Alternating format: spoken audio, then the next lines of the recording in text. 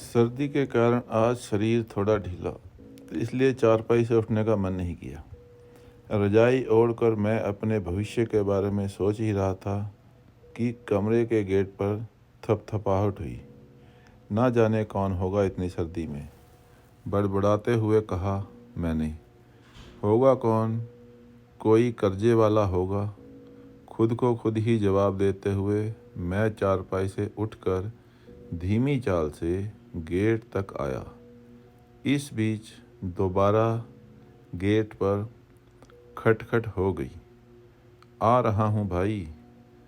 और मैंने गेट खोल दिया। देखा कि सामने कमरे का मालिक खड़ा था। क्या कर रहे थे सरदेसाई? गेट खोलते ही मकान मालिक ने सवाल दाग दिया। जी कुछ नहीं, सर्दी से थोड़ी तबीयत खराब है इसलिए लेटा हुआ था। आज सुबह ही सुबह मैं सामने मकान मालिक को देखकर थोड़ा असहज हो गया। देखो मिस्टर सरदेसाई, मुझे आज शाम तक यह मकान का किराया चाहिए। जी ज़रूर, प्रयास करता हूँ। यह सब सुनते सुनते 6 महीने हो गए। मुझे सोच लो, या तो आज मुझे किराया दे दो या फिर कमरा खाली कर दो। इस तरह से नहीं चलेगा।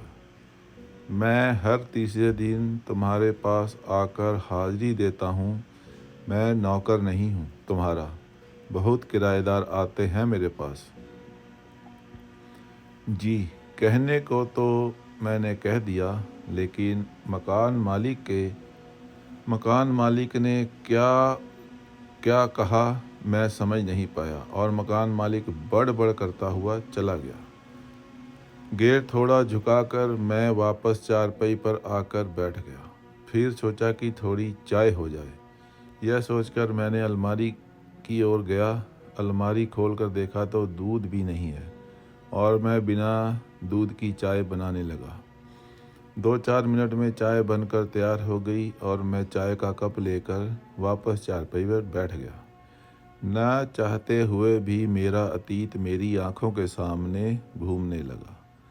जब मैं नौकरी से रिटायर होकर घर आया था तो मेरा ऐसा सम्मान किया गया था कि जैसे मैं कोई बड़ी लड़ाई जीत कर घर आया हूँ।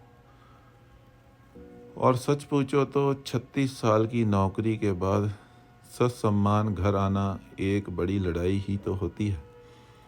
रिटायर होने के बाद जो भी पैसे मुझे मिला वो सब मैंने यह सोचकर कि मेरे बच्चे ऐसे नहीं हैं, तीनों बच्चों में बराबर बराबर बांट दिया। पत्नी के रहने तक लगभग ठीक ही रहा। लड़की को भी उसका हिस्सा दे दिया। छोटे लड़के की बहू ने ऐसा परपंच रचा कि जो थोड़ी बहुत पूंजी मेरे पास थी उसको भी लगवा दिया। मैं फिर भी यह सोचकर कि बच्चे सुखी रहें और मुझे क्या चाहिए। लेकिन आज तभी गेट पर फिर से खटखटाहट हुई। मैंने चाय की ओर देखा तो वो भी ठंडी हो गई। मैं पुनः चारपाई से उठा और गेट पर जाकर देखा तो गेट पर मेरा पुराना दोस्त देवेंद्र खड़ा है। अरे देवेंद्र भाई, आज सुबह सुबह ही कैसे? अरे क्या मैं अपने दोस्त के पास सुबह सुबह नहीं आ सकता? देवेंद्र के चेहरे पर मुस्कान देखकर मैं थोड़ा खुश हुआ। ठीक है, अंदर आ जा और यह बता, क्या तू बिना दूध की चाय पिएगा? अगर पीनी है तो बनाता हूँ। नहीं मेरे दोस्त, मैं चाय पी कर आया हूँ। आज तो मैं मिठाई खाने के लिए आया हूँ। मिठाई और मुझसे ऐसी कौन सी लॉटरी लग गई है? हाँ, लॉटरी ही समझ। मैं ये सुनकर थोड़ा बेचैन हो गया। फिर भी क्या बात है? तब देवेंद्र चारपाई पर बैठ चुका था और मैं खड़ा हूँ। तुझे तो याद होगा कि जब तू रिटायर हुआ था तब तेरे फंड में कुछ रुपए रह गए थे। हाँ, करीब 60,000 रुपये हैं। अब तुझे उन 60,000 रुपये के मैं ब्याज के 1 लाख रुपए मिलेंगे। आदेश भी हो गए हैं।